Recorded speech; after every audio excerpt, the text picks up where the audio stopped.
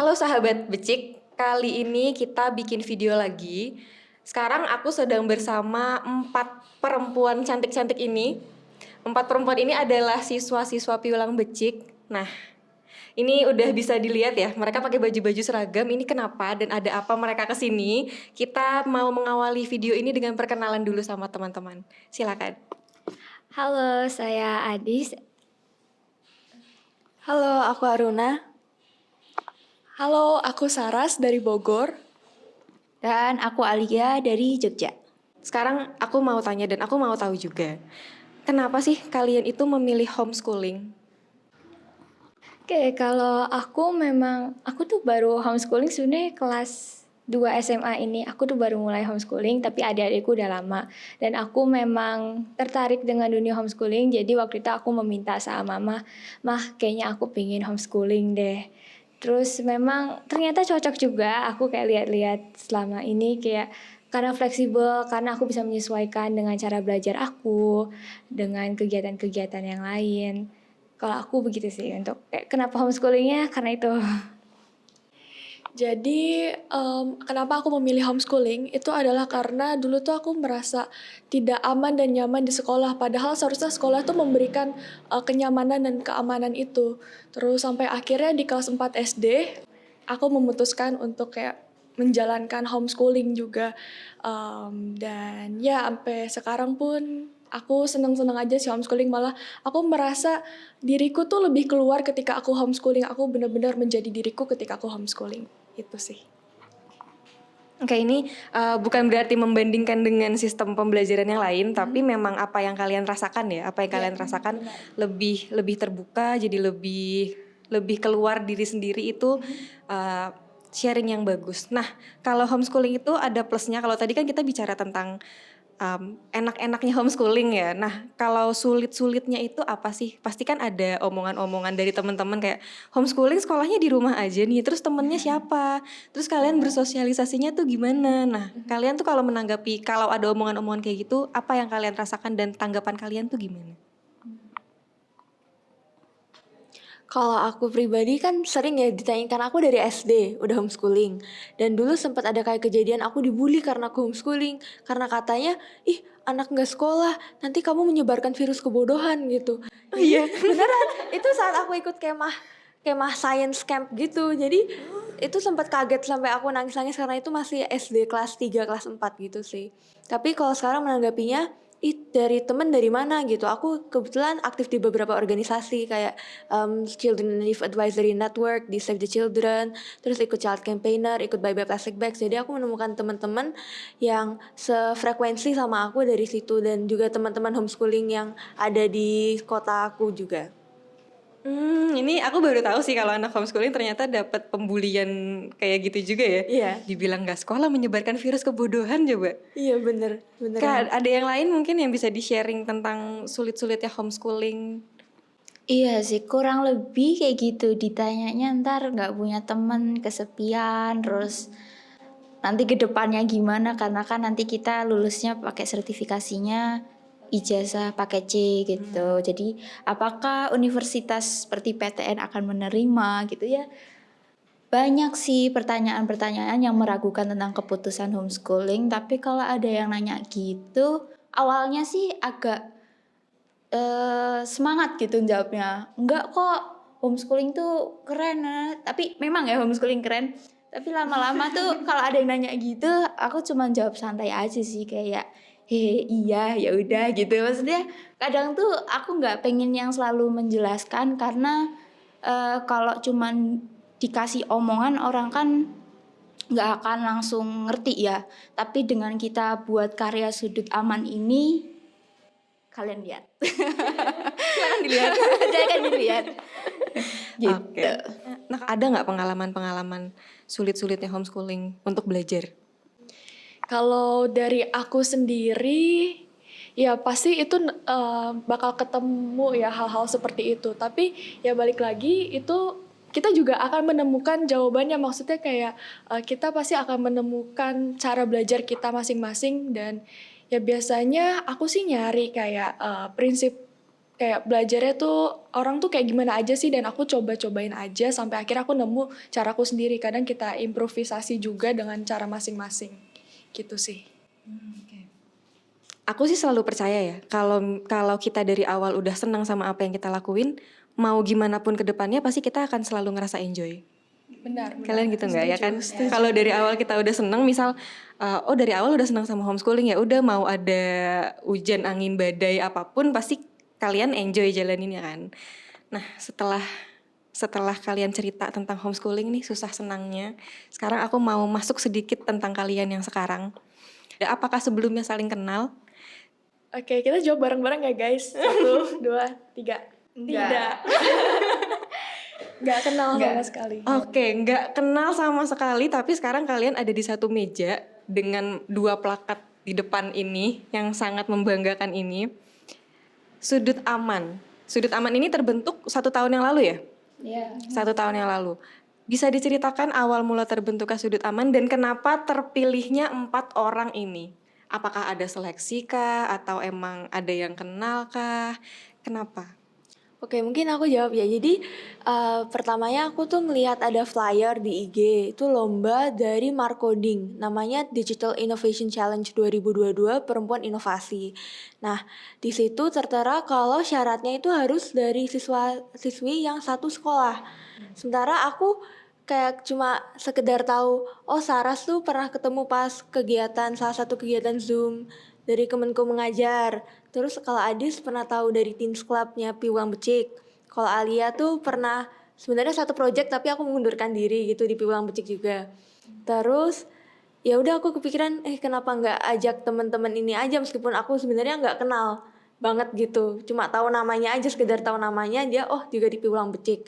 Terus aku nggak tahu coba kenapa kalian mau diajak secara random. Kalau aku ini adalah pengalaman baru ya buat aku, dan kayak di situ kan waktu Aruna ngajak itu adalah masa-masa pandemi yang emang udah cukup lama. Terus aku udah kayak mulai bosen dengan kegiatan yang aku punya, dan ini tuh tawaran yang menarik gitu. Jadi ya udah aku gas aja lah, cobain hal baru gitu. Mungkin yang lain punya jawaban, Adis?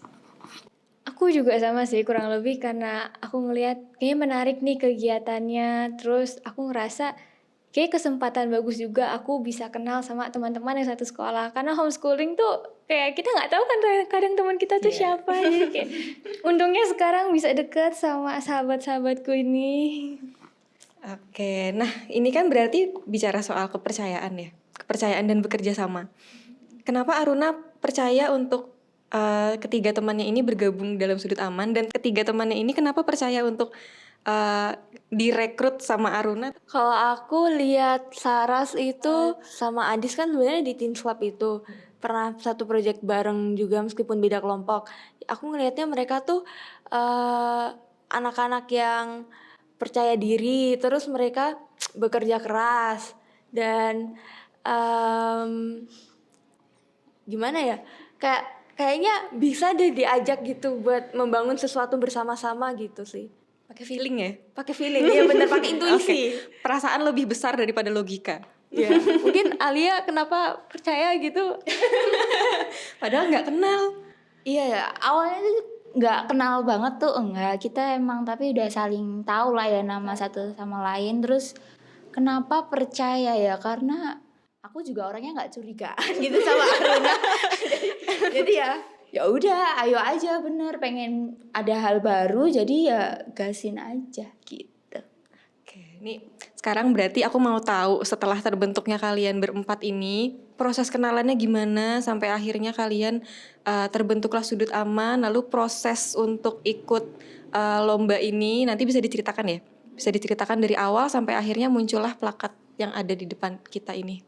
Mungkin aku cerita sampai babak final kali ya. Jadi kami ikut programnya Markoding tadi itu yang Perempuan Inovasi. Jadi pertama-tama itu kita ikut di babak penyisian. Jadi kita harus submit ide solusi. Jadi kita harus membuat solusi berbasis teknologi. Pilihannya antara website, game, atau aplikasi untuk menyelesaikan masalah kesetaraan gender yang ada di sekitar kita gitu. Jadi kita memilih isu HKSR atau hak kesehatan seksual dan reproduksi. Terus kita mulai bikin ide solusi kita kira-kira akan seperti ini. Jadi kita bakal ada beberapa fitur, nanti mungkin bisa dijelasin di babak bootcampnya ya. Beberapa fitur, lalu ini dampaknya akan seperti ini. Sempat ada UI UX-nya sedikit, meskipun masih pemula kita belum tahu UI UX, tapi kita sempat bikin kayak tampilan websitenya kira-kira seperti apa gitu. Terus kita submit. Lalu di babak final itu sekitar 700 berapa ya yang daftar? Iya, sekitar 700 kelompok dari seluruh Indonesia yang mendaftar. Terus kita dipilih untuk final tuh top 50 ya, top 50 itu. Terus di top 50 ini kita menyempurnakan ide inovasi kita. Terus kita terpilih buat masuk babak bootcamp itu top 24. Mungkin ada yang mau cerita babak bootcamp? Boleh deh. Oke, jadi setelah kita masuk ke 24 besar itu, kita menjalani total 4 bulan bootcamp. Jadi di bootcamp itu kita kan sudah menyelesaikan ide solusi kita. Jadi maksudnya kita tinggal perlu membuat ide solusi kita tuh menjadi suatu kenyataan. Kita kan mau membuat website yang namanya tuh Sudut Aman. Jadi kita belajar mulai dari kayak si UI UX desainnya selama ya kurang lebih sebulan gitu. Terus kita kayak presentasi juga, pitching soal desain dari Sudut Aman. Lalu kita mulai masuk ke bootcamp, coding bootcamp. Jadi kita mempelajari front end development, itu ada 3 bahasa, HTML, CSS, dan juga JavaScript. Itu kita belajar kurang lebih kayak 3 bulanan gitu. Terus jadi selama proses itu kita live coding, jadi live class gitu setiap hari Sabtu dan Minggu dari jam 9 sampai jam 12 siang. Lalu kita juga ada mentoring, terus kita mengerjakan exercise dan sampai akhirnya kita masuk ke final project, kita mulai coding si Sudut Amannya, terus sampai akhirnya kita pitching hasil akhir dari Sudut Aman. Gitu. Oke, aku penasaran sih. HSKR. HKSR. Oke. Apa yang membuat kalian mengambil tema itu? Oke, jujur aku agak lupa, tapi tuh awalnya kami brainstorming kan, terus kayak ada beberapa yang waktu itu kami tulis lah, dan waktu itu awal banget tuh sebenarnya kami masih awkward-awkwardan, jadi kayak yaudah ini aja nggak apa-apa, yaudah iya. Belum berantem ya, belum debat-debat gitu ya. Iya, jadi masih kayak gitu, terus entah kenapa bisa lanjut aja dari tema yang dipilih itu, jadi sampai sekarang. Oke, berarti kalian berproses dari awal sampai final selama berapa lama tuh berarti? Aku ngajak bulan Februari. Dan kita kemarin selesai demo day itu di bulan Desember. Berarti jadi ya 11 bulan. 11 bulan kalian bersama-sama. Ada berantem-berantemnya nggak tuh? Beda pendapat itu pasti selalu ada ya, tapi ya karena kita adalah tim, jadi kita harus mengerti pandangan masing-masing dan ya udah kita lanjutin aja gitu. Kita dapat menyelesaikan masalah itu kok. Ya, nambahin dari Saras juga tadi udah kita cerita tentang ada UI UX, ada coding, tapi kita nggak belajar itu aja, nggak belajar yang teknisnya aja, tapi kita juga belajar life skills sama 21st century skills gitu. Kayak kita ada belajar design thinking, communication, collaboration, itu kayak kita ada belajar pitching, terus kita ada bikin business lean canvas, product requirement document, business requirement document, dan lain sebagainya. Itu juga kita belajar sama marketing. Fondasinya tuh banyak banget yang kalian bangun ya? Bener Kak. Oke, ada lagi yang mau diceritakan? Pengalaman-pengalaman atau kesan-pesan? Kesan-kesan. Kita punya beberapa pengalaman menarik ya selama proses di Digital Innovation Challenge ini. Mungkin salah satunya bisa diceritakan oleh Alia. Iya. Jadi kayak penasaran ya. Iya benar, ada salah satu pengalaman paling menarik dan juga berkesan banget gitu, karena dari momen itu tuh ibarat penentu keutuhan tim gitu. Karena jadi aku ceritain kejadian apa ini malam dimana kita harus kumpulin final project. Jadi setelah kita coding itu tadi, jadi kan kita masing-masing buat codingannya. Nah itu nanti harus dikumpulin untuk bisa jadi websitenya gitu kan Kak. Nah di malam itu tuh kita mentoring bersama kakak mentor kita untuk ngumpulinnya. Tapi ternyata ada prosesnya dulu gitu ya, ada drama-dramanya. Karena kan kita masih belajar baru banget ya tentang coding. Jadi itu sampai jam 2 pagi kita ngerjain. Kita mau kumpulin dan selama di jam-jam itu ada dagdikduknya gitu. Ada ketegangan yang terjadi, ada momen-momen haru mau nangis ya karena itu pressure-nya lumayan gitu karena ibaratnya tuh kita kayak wah kayaknya belum jadi nih, kayaknya belum bisa ini. Tapi besok tuh harus dikumpul gitu karena nah malam-malam itu jam 12 malam itu harus dikumpul karena ya itu deadline-nya gitu. Jadi ya itu luar biasa juga untungnya kakak mentor kita sabar banget mau nungguin kita, nemenin nuntun kita. Aku sendiri sih di rumah itu sempet yang kayak gemeter gitu karena dikasih instruksi arahan gitu tuh udah yang nggak ngerti gitu lah yang apa aku harus ngapain keluar masuk iya kuping ya. bener disuruh pencet file explorer aja aku tuh kayak yang mana itu yang mana aku nggak tahu itu dituntun pelan-pelan sama kakak mentor dibantu juga sama temen-temen gitu jadi aku sendiri sih tuh jadi keinget momen SD kalau belajar matematika sama ibuku sendiri itu menegangkan ya situasinya mirip kayak gitu jadi ya itu deg-degannya ada banget gitu kalau dari kalian sendiri. Oke, jadi masa-masa final project ini tuh kan cuman 2 minggu doang gitu, cuman 17 hari. Dan ya tadi kita tuh baru awal-awal banget belajar coding, terus kita harus membuat website itu adalah suatu tantangan yang cukup besar gitu ya. Jadi sebenarnya masa final project itu kami satu tim sudut aman mengalami kerontokan rambut. Jadi saking pusingnya, saking capeknya. Saking stresnya itu. Iya benar. Kita tuh tidur tuh mungkin kayak cuman paling lama 5 jam sehari sih. Itu kayak coding mulu, pokoknya ngerjain tugas mulu. Dan kita tuh gak hanya ngoding sebenarnya selama masa final project. Kita harus siapin presentasi buat si final projectnya. Terus kayak kita juga disuruh bikin video buat pitching dan yang lain-lain. Jadi kayak banyak banget yang harus dikerjakan dalam waktu 2 minggu itu. Berarti ini kan online ya tadi mentoringnya. Yang kalian jalanin itu semuanya online kan? Berarti kalian nangisnya di rumah masing-masing. Benar sekali. Gemeteran di rumah masing-masing.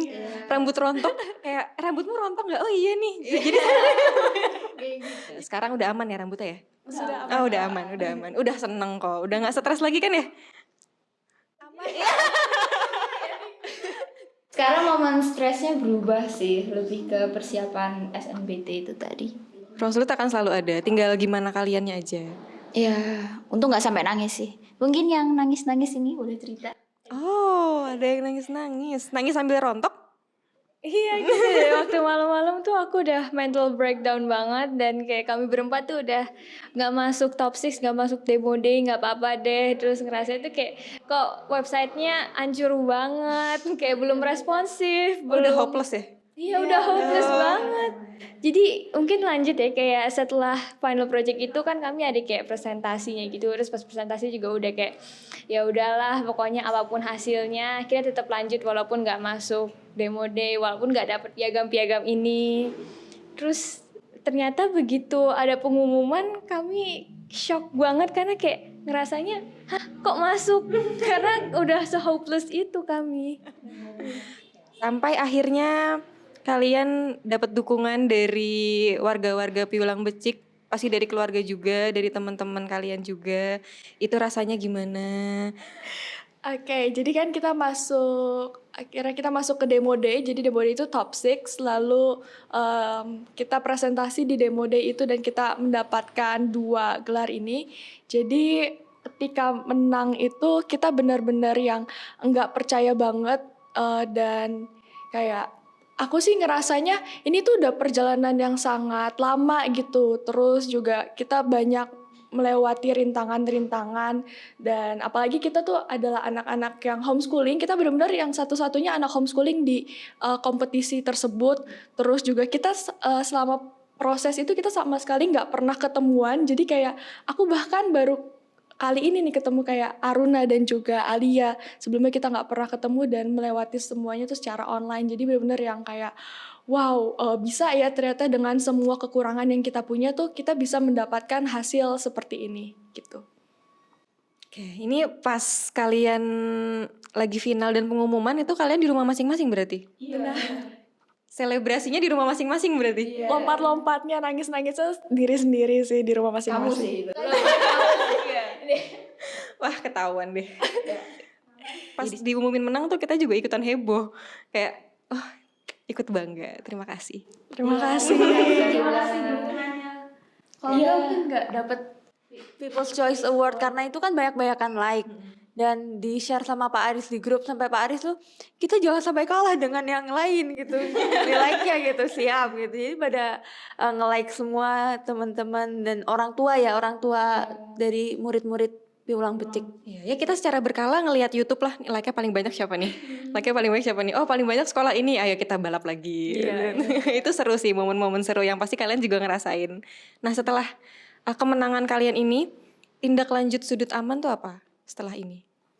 Oke, setelah ini kita pastinya mau tetap bareng-bareng membangun sesuatu yang lebih lagi, dan fokusnya nanti bisa diceritain lewat temanku ini. Improve yang sangat bagus. Oke, jadi karena website kita itu sebenarnya udah ada sih, cuman belum layak launching. Jadi sebenarnya sekarang kita mau lebih memfokuskan kepada organisasi kita. Jadi kita ingin membuat program-program, tapi ya awalnya kita ingin mengaktifkan akun Instagram kami. Jangan lupa di-follow, namanya @sudutaman.id. Jadi di bawah ini ya, Bapak editor tolong. Jadi kita ingin membuat konten-konten terkait HKSR di Instagram kami. Kami ingin membuat masa dulu sampai akhirnya kita bisa terjun ke program-program dan akhirnya launching website Sudut Aman itu sendiri. Oke, kalau kegiatan-kegiatan offline-nya ada nggak? Ada. Rencana-rencananya? Rencananya kita ada banget, jadi pantengin terus IG-nya Sudut Aman karena kita itu semangat gitu loh, mau kasih apa ya, kita nggak mau yang ngomongnya muluk-muluk ngasih pengetahuan atau gimana, karena kita pengen sharing aja gitu loh sama remaja yang kita tuh sebenarnya butuh teman cerita yang kalau seusia kan lebih leluasa, lebih plong gitu ya. Jadi kita mau mewujudkan itu sih, sesimpel remaja untuk remaja gitu. Oke, apalagi yang kalian bahas ini kan pasti sebagian orang masih menganggap tabu ya.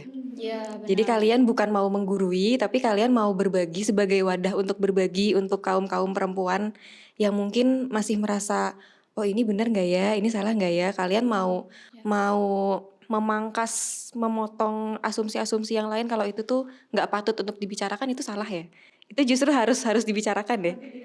Ya, tubuhmu milikmu, membongkar stigma pendidikan seksual yang tabu dengan mempelajarinya. Oke, slogan yang bagus. Terima kasih untuk semangatnya dan untuk pencapaian-pencapaiannya. Semoga kedepannya bisa menciptakan sesuatu yang lebih baik lagi, membawa kabar baik untuk kami semua di sini, membanggakan sekolah, keluarga, teman-teman, dan menginspirasi. Oke. Terima Masih kasih. banyak belajar. Sama-sama. Saya juga terima kasih, masih sama-sama belajar. Begitu aja obrolan-obrolan kita hari ini. Terima kasih sudah berbincang dengan cukup serius. Emang serius ya? Iya, serius dan asik. Oke, terima kasih juga untuk teman-teman yang menonton. Sampai jumpa. Dadah.